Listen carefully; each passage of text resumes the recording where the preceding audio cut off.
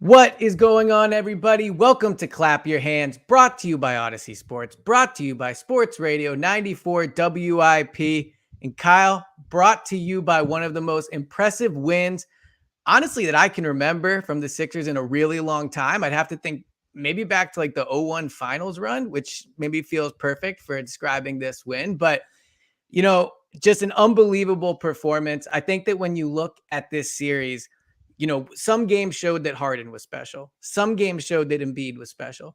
This game showed you this team is just really, really, really good. Just really good. They dominated this game. They went into a hostile environment, or at least environment that was supposed to be hostile, and they controlled that game from the beginning till the end. Just what an impressive win by the Sixers. Yeah, so we talked last podcast and you asked me, what I was taking away going into game 5, sort of what it all meant. And my message to you was mostly like none of it means anything because both these teams are so bipolar and they swing back and forth. Yeah. And, it was just as likely we're going to get a Celtics haymaker as we were going to get what Boston offered tonight, which was a bad performance and a great Sixers performance. And look, I just think all the things we've talked about all season long, right? Like Joel Embiid was great tonight and was great in a way that it wasn't his most efficient performance, certainly, but he was relentless and he kept coming. And physically, Boston felt him all night. He got to the free throw line a ton in the first half as the chips are down. Tyrese Maxey, who has been just horrible against this team over and over again, big step up performance from him in this one. Like unbelievable game from him. They figured some things out schematically, how to use him, how to take best advantage of his skills with Boston loading up against James Harden and Joel in the pick and roll. Tobias Harris has a step up game. James, honestly, is the quietest guy Yeah. probably in the starting lineup, honestly.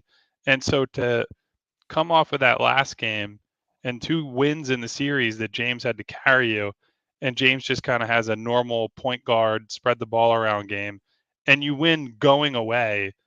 That was an awesome win, and it's by far the best win of the Joel Embiid era. Like I don't even think there's a close Yeah. second.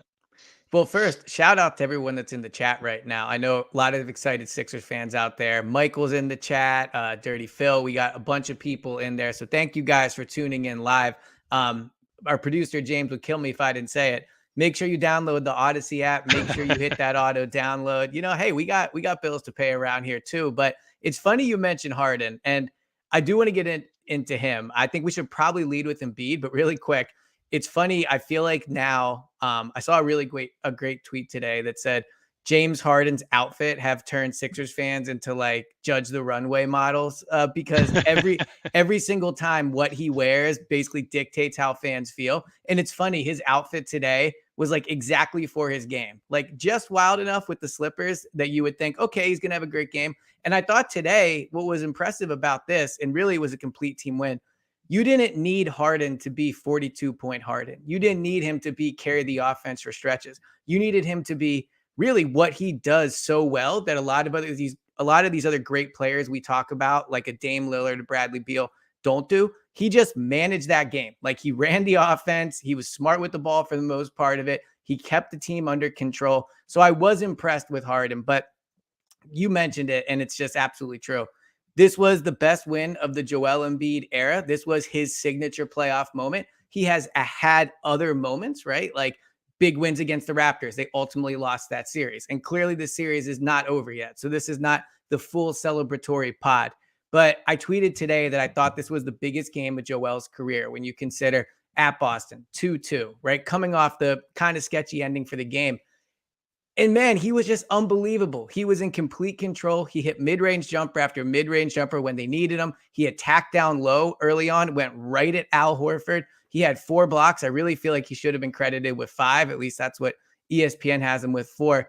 But he was everything everybody's wanted to see from him in these big spots. He wasn't afraid of the moment. He didn't have moments where he looked checked out. He was the MVP, best player of the league, the best player the Sixers needed in that spot. It was just incredibly impressive what he did. I just think you saw a moment or a point in the game in the first half where he looked at, Grant Williams and Al Horford standing in front of him and just said, fuck that guy. Like, he's not stopping me. Yeah. I'm going to get to the rim. You're going to foul me.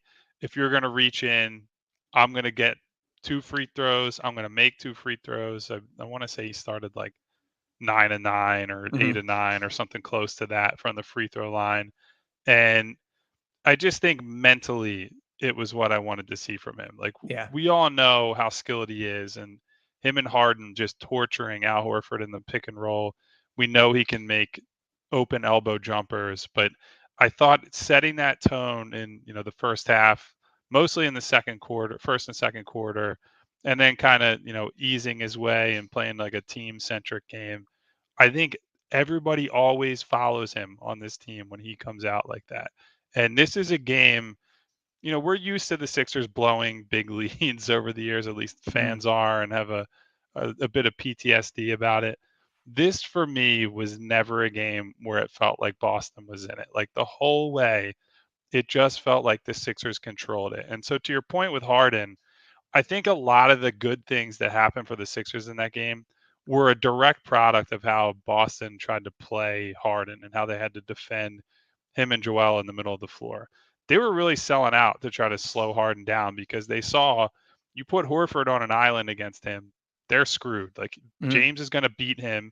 And once he beats him, that's either he can score at the rim or he can find a guy for an open three. So once Boston starts committing more bodies, well, then you can swing the ball to Tyrese Maxey. He's going to have an open lane to the hoop with, little to no rim protection there at the rim, and he can score there. And then obviously he got going as a shooter, and that was the biggest thing. But it is an example of a game where, look, the stat line was not overwhelming. This was closer to, game 3, where we're Yeah. all like, oh, the sky is falling. Harden wasn't that good, blah, blah, blah. Um, but the stat line doesn't tell you anything close to what the full story was. I thought this was a great point guard game in a way that some of these others have not been. Yeah, and I mean, like I said, I think he just had complete control of the game. And it's funny you mentioned how this team really mimics Joel Embiid, right? I think, obviously you cover all these games, like when Joel is feeling it, you can see it rub off on the team. And when he's not, right, until they got PJ Tucker, that's when the collapses happen. But I'm curious for your opinion on this because something I see when I look at this team right now is they are playing with so much confidence. Like Embiid has a ton of confidence, Harden has confidence, Maxey has his confidence back. You look at the beginning parts of this game, and I think 4 of the 5 starters were in double digits, like maybe midway through the second quarter. Everybody was playing well.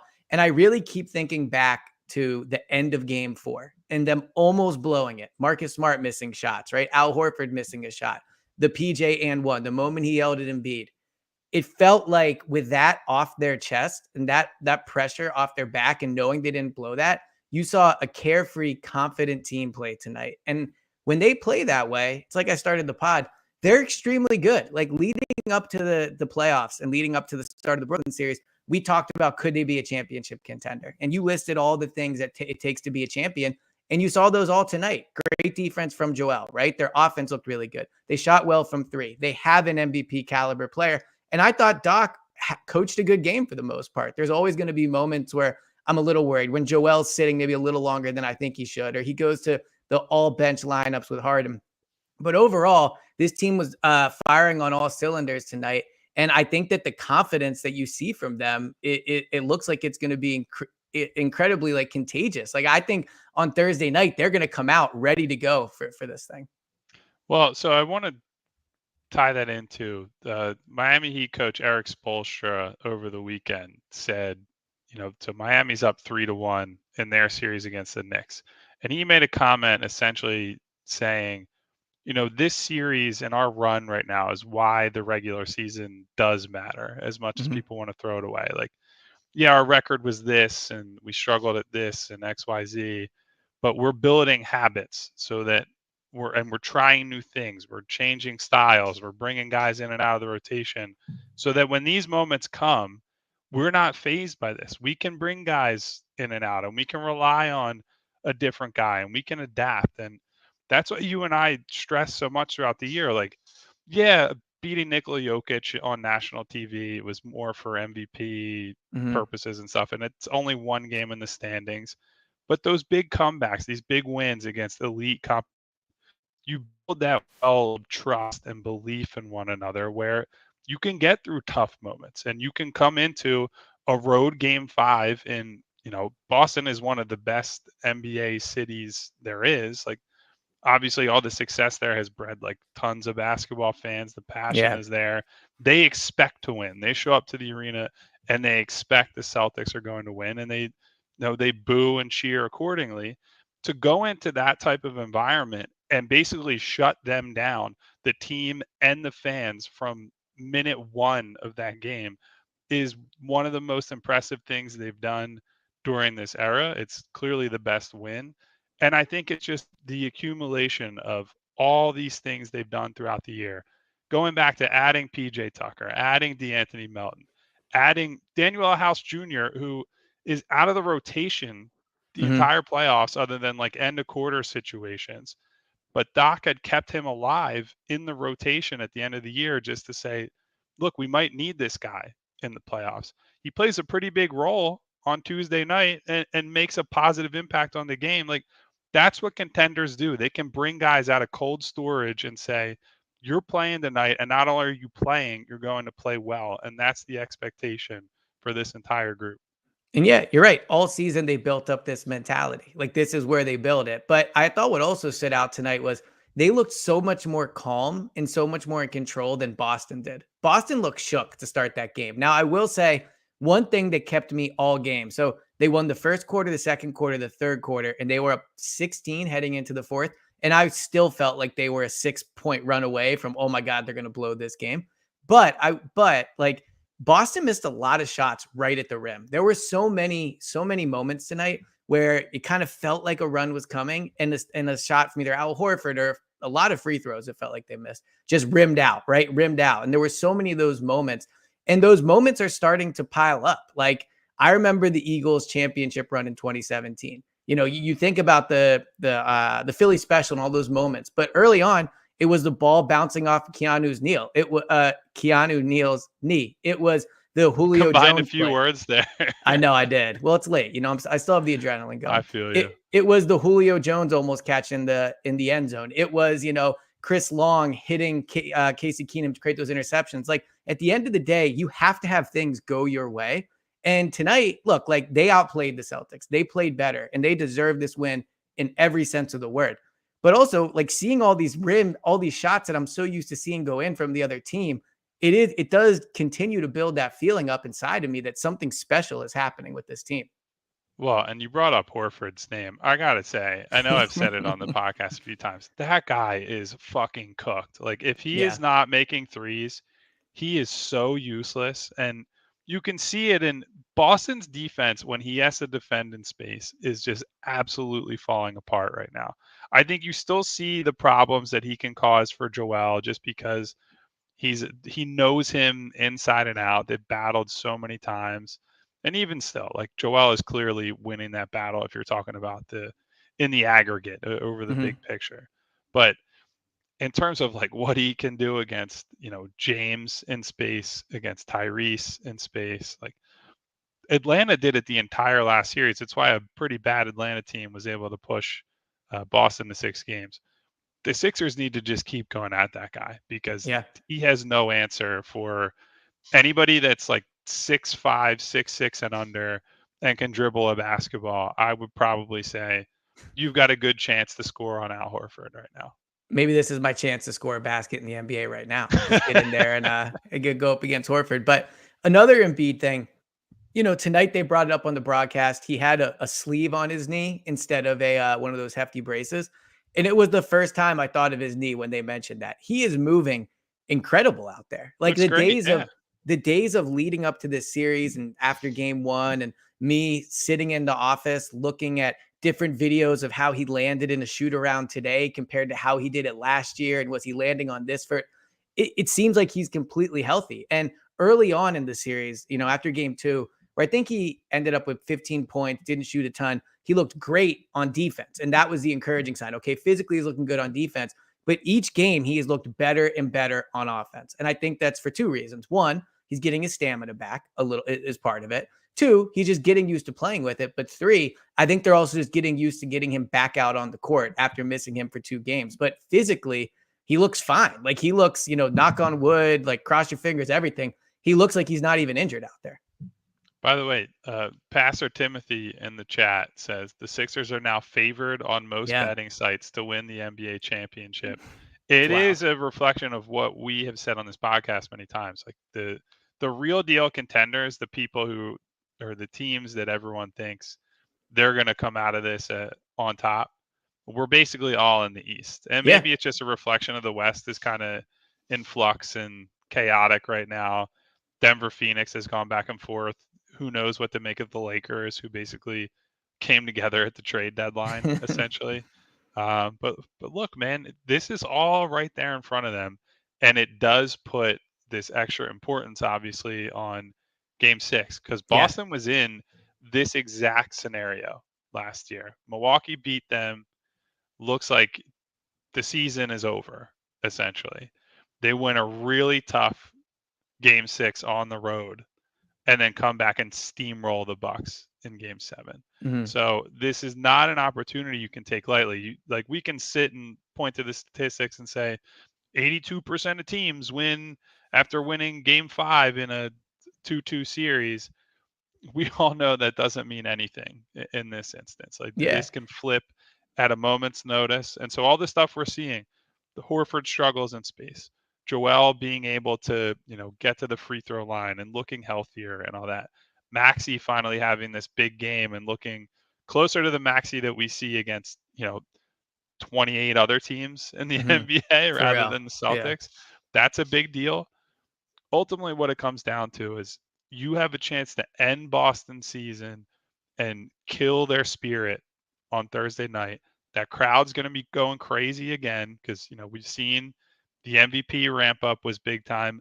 I think this is going to be just as much energy as we got the MVP night because now the full belief of the city is behind them. Look, they just won the toughest game they're going to have to play in this series if they take care of business. Yeah. If they can come out first quarter of Game 6 and just deliver a haymaker, Boston could very well fold because I haven't seen a ton of pushback from their top guys, especially not in that game. Yeah, and look, I think the Boston will definitely fold to an extent. I don't think they're a super well-coached team. It's something throughout the year you've said at the end of games, like Joe Mazzulla does not really have a lineup he trusts, and they don't seem like a well-coached team. But something I've heard over the last few days when Sixers fans have said, okay, why do the Sixers have a chance to win this series? And it's, well, Boston's not as good as people think. And we could have a long discussion about that, but I think quickly what I would say is Boston is a good team. The Sixers are just also a very good team. Like if Boston was playing Miami or New York or, who knows if Milwaukee advanced, right? Who knows if Boston looks like this? So I think when you have what are probably the two best teams remaining in the two best teams in the playoffs remaining, when the Sixers look bad, it's not because they're a trash team that's frauds that you can never believe in. Boston's a good team. And when Boston looks good, it's not because, well, the Sixers are going to beat them because, hey, Boston's not as good as everyone thought and blah, blah, blah, blah. No, the Sixers are beating a really good team. And when the Sixers play well, they make them not look like the team that we saw all year with Boston. So if the Sixers do close this out on Saturday, and they're still a far way away from Thursday, by the way, not Saturday. Thursday. That's good to know. So I didn't, sit around. But if the Sixers do close this out on Thursday, this is not going to be some well, Boston didn't play that well and the Sixers got lucky. No, they will have beaten a really, really good Boston team to get past it, but still a long way to go. They do still have to win one more game. And when you're in these moments, right? Like when the Eagles couldn't get out the NFC Championship for a few years, yes, those moments come where you pass that and you pass that goal, but the end's always the toughest part too. Even if they come out and they have a haymaker and they're up 15 or whatever, that building is also going to be, as crazy as it is, extremely tense. You've been in those arenas with the Sixers, those buildings go from, oh my God, the Sixers are playing great to, oh my God, they're going to blow this thing again. So Thursday night is going to be an emotional wreck. Or what does Doc call it? Emotional terrorism. Emotional terrorism. That is what Thursday night is going to feel like. So I want to circle back to what you said about, the Sixers just being a very good team and being capable of making Boston look bad rather than Hmm. Boston being overrated or whatever. I think one of the biggest things that people should pay attention to in this series is not even necessarily Joel's blocked shots. It's the shots that Boston won't take or the Yeah. bad shots that they do take because he's there. I mean, go down the list of guys: Jaylen Brown, Jason Tatum, Derek White, Marcus Smart, Malcolm Brogdon. Every single one of these guys has gotten to the paint at one point, thought they had a good shot, saw Joel, and either got rid of the ball, stopped dead in their tracks, or took a ridiculous off balance shot that had no chance of going Hmm. in. And that's the difference that he makes. Like, yes, the block shots are great. Those can send them running the other way just the same as a turnover or whatever else happens when he challenges these shots. The important thing to note is just that by him just being out there on the floor, he could be 7 for 25 from the field. He could be having an awful offensive game. The second that he's in the game and near the paint on defense, the whole court changes for Boston, and where they can get to, what they can do offensively is distorted because of this guy. And it's, we've had this conversation as it relates to MVP. It's why when you're looking at who the most valuable guy in the league is, you have to take that into consideration. Like, he can alter a game and alter an entire series where he's not even playing his best ball on offense because he is a just destructive force at the Yeah. rim on defense. And you can see that. You saw that big time in game 5. It has not been, wire to wire. Certainly, as you've already said, the fatigue has been a factor at times, but is, less and less as the series goes on. But that's why I think at this point, or all year, finally think that he's at the level of that guy can be the best player on a title winning team, because NBA's leading scorer, all that stuff's obvious. We've known he's been a great defensive player for so long, but in this spot with an injured knee, coming back after a 2-week layoff, to still be able to have that level of defensive impact, that's something that people really shouldn't take for granted. There was a moment in the game today, and look, they were probably up like 10 plus points, or if not 14 plus when it happened, because it felt like they were for the majority of that game. But Embiid has a turnover. I think the ball like dribbled off his foot. Maybe it didn't go out of bounds. He had two in a row at one point where I was a little like, all right, like let's get this together. But he had something bad happen on the offensive end. I forget who was running for the layup. It might have been Marcus Smart, but he's going down the court. Joel sprints all the way down the Jaylen court. Brown is the It was player you're Jaylen talking Brown. about. Okay, Yeah. yeah. So it was Jaylen Brown. Embiid sprints all the way down the court, comes up, blocks him from behind. And I thought it was such a perfect example of like where this guy is at right now. To your point, first of all, Jokic would have broken every bone in his body if he tried to make that block. And he also would have never gotten down the court in time I don't or think he would have tried. crossed half court. No, he would have been flopping like, all around the other side. But the block itself, I think, was such a perfect encapsulation of where Embiid is at right now. Like, his team is winning game 5. They're up with double digits. The Celtics are the team that's supposed to be like, our season's on the line, and they're supposed to be the hustle team. They're the one that has Mr. Hustle Player of the Year, Marcus Smart, who, by the way, gets away with literally everything. Like, he flops, he gets the calls. He smacks Joel in the arm, he gets the call. Like, he gets away with so many calls. But that aside, Joel goes and he has that block. And if you think about where Joel was to where PJ yelled at him to where he is now, it's unbelievable how much these last 5 quarters have meant to Joel, from the overtime to these 4 quarters, of how much things have changed. When you watch Joel, like, what do you see right now? Like, how big do you think tonight was for him? Massive. I mean, look, There you go. I think you brought up the brace thing earlier. I think, and this is going to sound stupid, I almost think that that's like, set aside the physical part of it.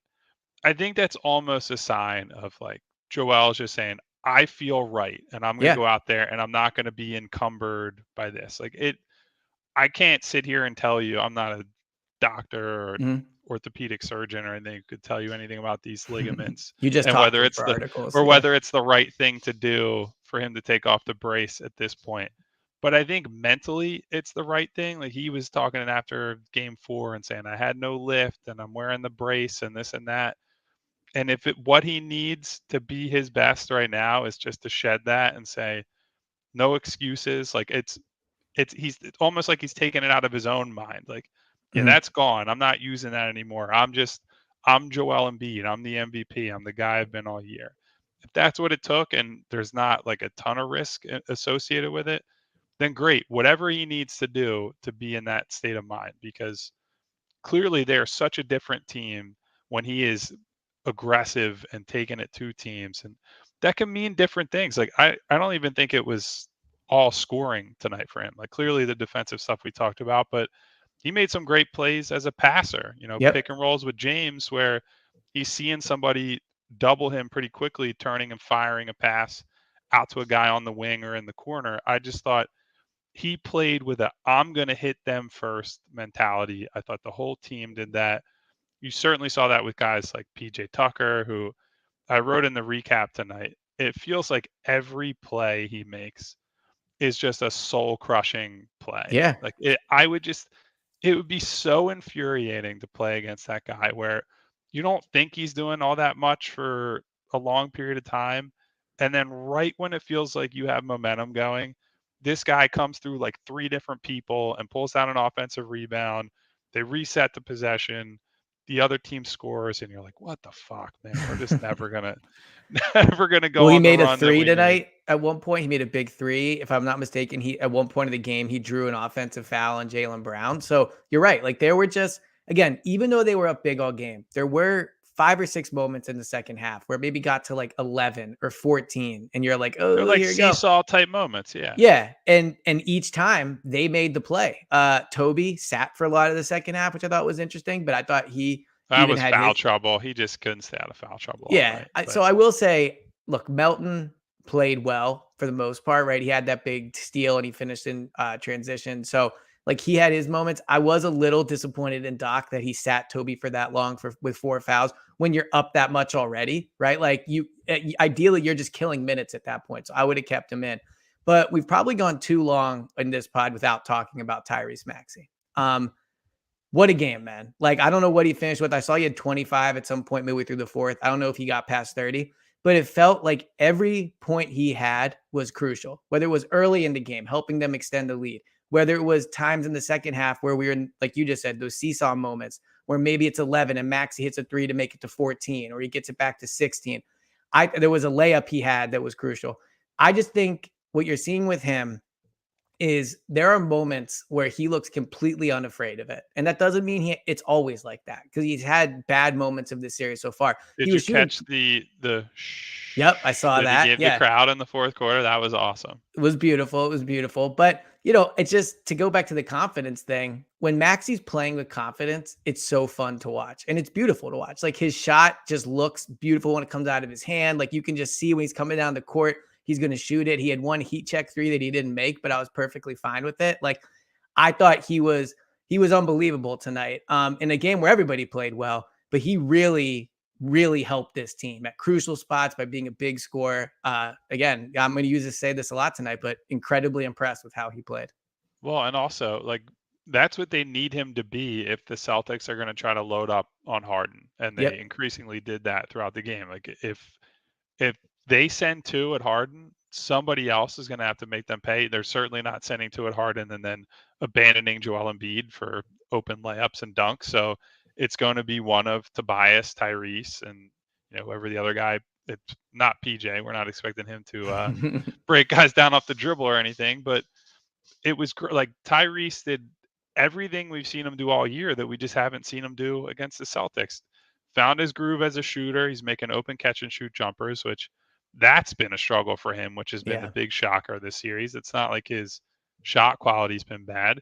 He did a better job of picking his spots going to the rim. Like missed a runner or two throughout the game, but by and large was not getting his shot packed by Robert Williams or Tatum or whoever else might help at the rim. I just thought that it looked like the game slowed down for him in this game compared to all the other ones. He wasn't trying to play at 150 miles an hour. He found that kind of middle ground where he could feel somebody out and then burst through space, Mhm. slow it back down. He also just made some good passing reads too, where when he gets to the paint, but doesn't have the shot and sees, okay, if I recycle it here, that's still going to be a great thing for our offense.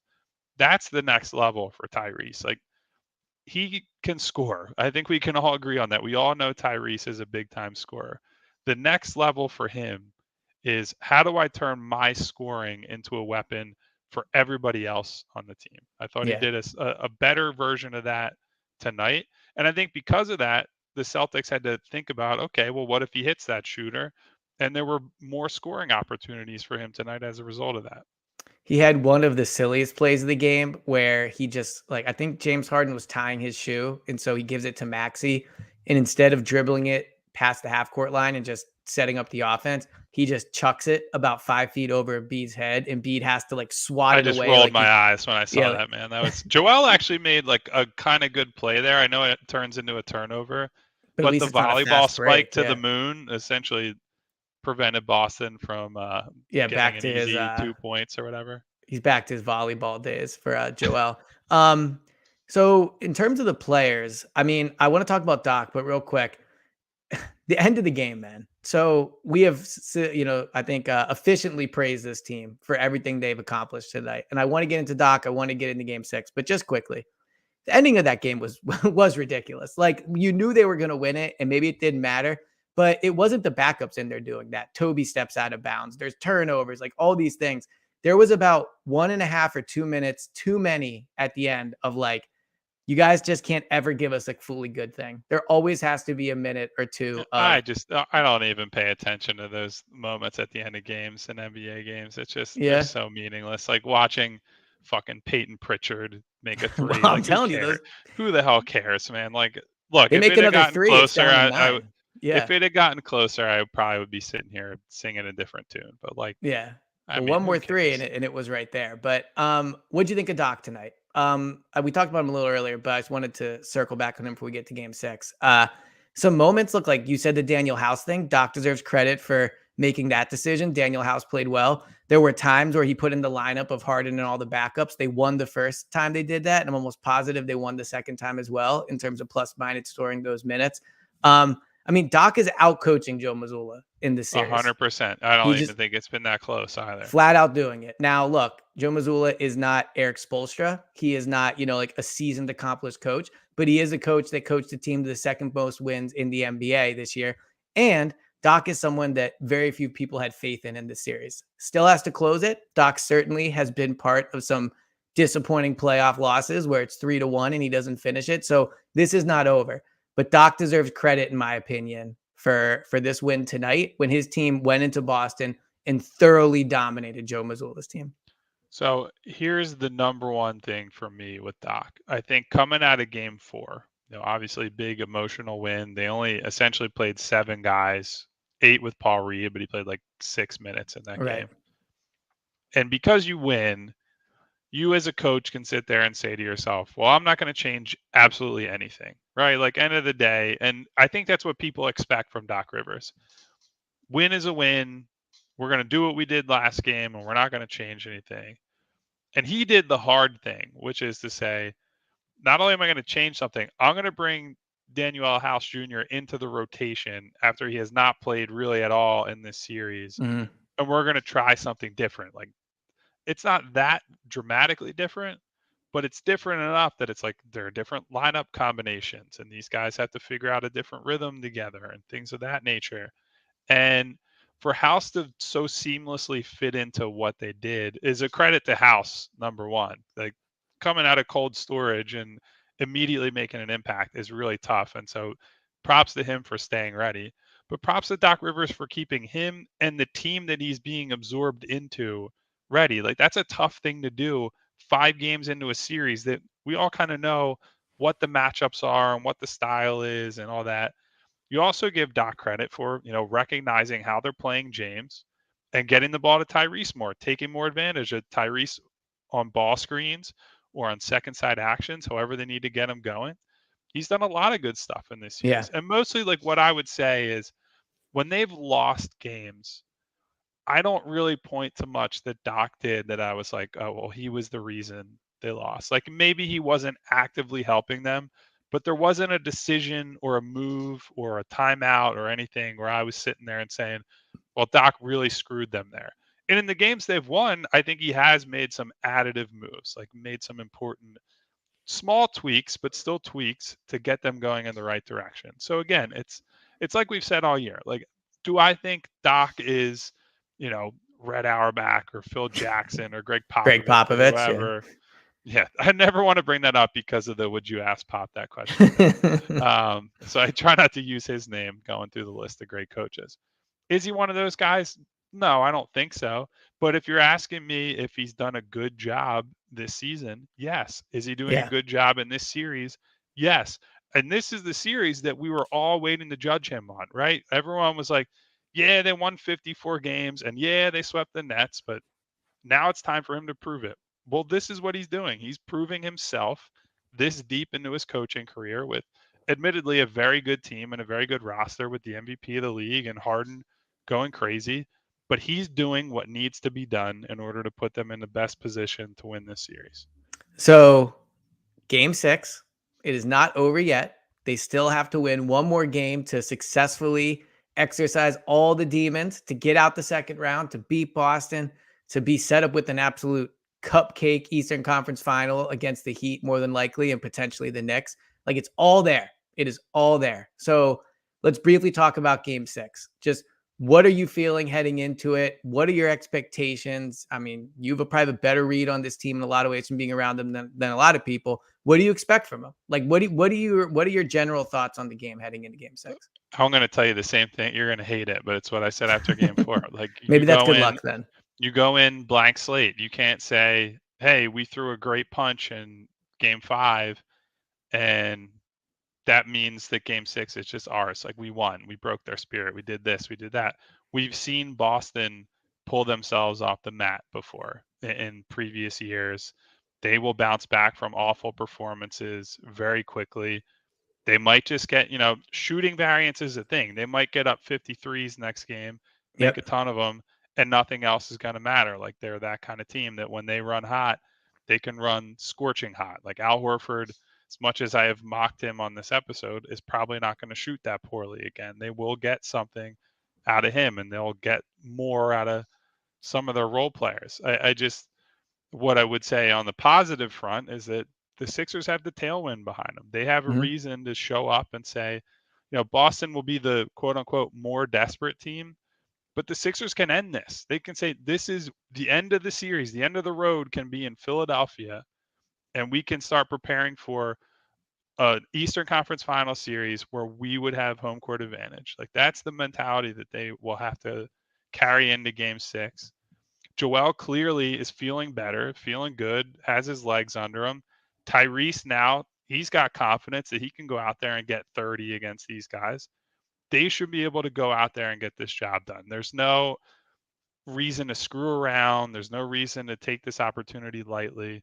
And I think it'll say a lot about the maturity of this team if they're able to come in and, deliver an early haymaker and maybe send Boston packing. I will also say, though, it might just be like, if you just look at the big picture of this season, the Sixers have been the better team from, December onward. Like, for so long, we've talked about 2018 and the Ben Simmons series and 2020 and like all these things. And my message to a lot of Celtics people, honestly, not even Sixers people, is like, these are two different teams from then.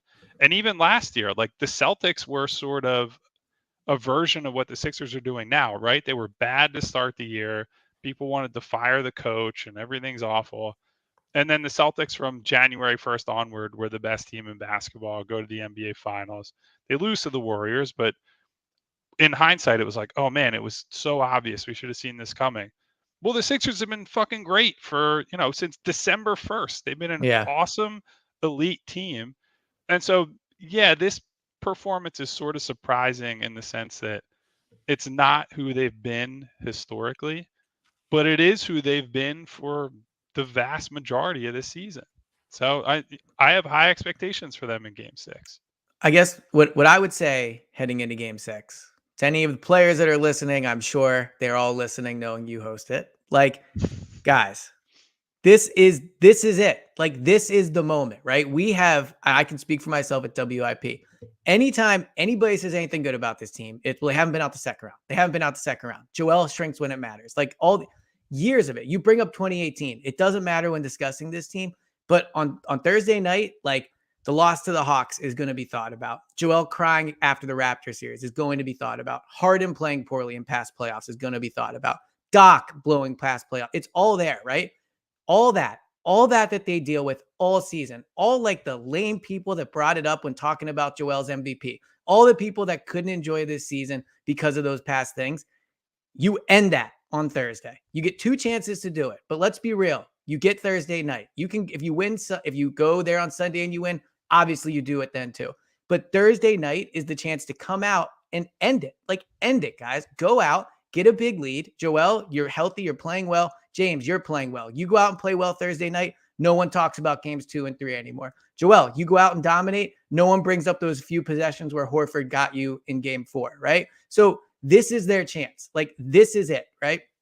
And I do believe that they are going to take advantage of it. I really do. I really think that this is a team that is, you said it perfectly, the tailwind is behind them. The momentum is there. They have it. It is right there to be taken. And I firmly believe that they are going to do it. So we will maybe record between now and then. We shall see. But if not, Kyle, man, we are 1 pod away from potentially doing an Eastern Conference Final preview pod.